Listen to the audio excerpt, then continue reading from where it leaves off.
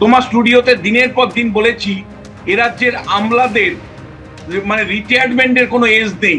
60 বছরের পরে is IPS দের মমতা বন্দ্যোপাধ্যায় কার্যত তার রাজনীতির জন্য উপদেষ্টা করে রাখতেন, ওএসডি করে রাখতেন, বিভিন্ন পদে রাখতেন এবং পরিষ্কার একটা পলিটিক্যাল কারণে উনি রাখতেন, যার ফলে প্রশাসনের চেনটা নষ্ট হতো। কি জুনিয়র যারা তাদের পদোন্নতি অনেক সময় হতো না, পদোন্নতি হলেও ওই সিনিয়র আমলাদের জন্য অনেক সময় তারা স্বাধীনভাবে কাজ করতে পারতেন না।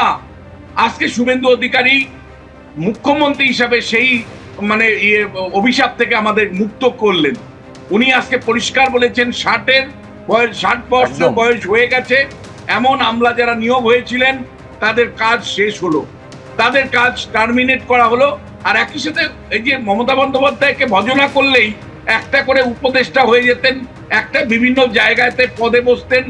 এটা অন্ততপক্ষে একটা বার্তা উনি পরিষ্কার দিয়েছেন যে ভাই অন্ততপক্ষে এই তোষামত করে যে পদগুলো বিভিন্ন চেয়ারম্যান পদ থেকে বিভিন্ন ধরনের যে সংস্থাগুলো আছে যেগুলো নমিনেটেড গভর্নমেন্ট নমিনেট করে, সেই নমিনেট সংস্থাগুলোর যারা দায়িত্বে আছেন তাদেরকেও কিন্তু টাটা বাই বাই করে দিয়েছেন। আমি বলছি শুধুমাত্র এইটা একেবারে কিভাবে খোলা হাওয়া বয়ে গেছে সরকারি কর্মচারীদের মধ্যে এইটা স্পষ্ট। তার কারণ যে মুহূর্তে সচিবদের সঙ্গে বৈঠকে মুখ্যমন্ত্রী বলছেন অনুপ্রেরণার শব্দটা ব্যবহার করার কোনো প্রয়োজন নেই, উল্টে একথা বলছেন সচিবদের কোনো সুচিন্তিত মতামত থাকলে আপনারা সরকারকে দেবেন।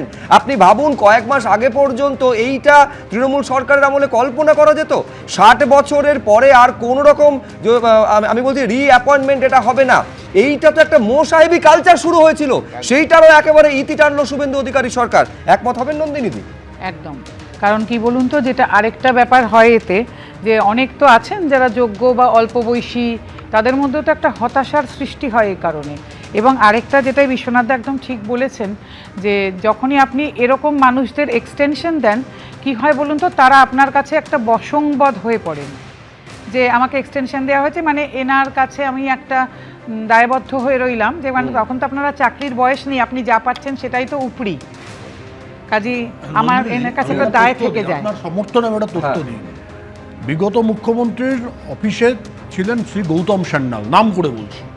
রেলমন্ত্রী যখন মমতা বন্দ্যোপাধ্যায় ছিলেন তখন গৌতম সান্যাল ইন্ডিয়ান রেলওয়ে সার্ভিসের অফিসার হিসেবে ওখানে কাজ করেছেন, স্বাভাবিকভাবেই করেছেন। তারপরে 60 বছর বয়সের জন্য রিটায়ার করে গেছেন।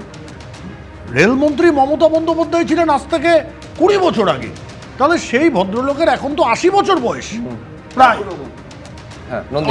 ওটাই তখন আপনি তো আপনার তখন আর চাকরিটা তো থাকছে না, কিন্তু তার বদলে আপনি যেগুলো পাচ্ছেন, পার্কস পাচ্ছেন কি টাকা পয়সা পাচ্ছেন, ওটাই তো উপরি। তো তার ফলে যিনি আপনাকে দিলেন তার প্রতি আপনার একটা থাকবেই দায়বদ্ধতা, শ্রদ্ধা, আনুগত্য, এবং তার ফলে তার হয়তো অনেক কিছু ভুল জিনিসও আপনি তখন দেখবেন না। এবিপি আনন্দ এগিয়ে থাকে, এগিয়ে রাখে।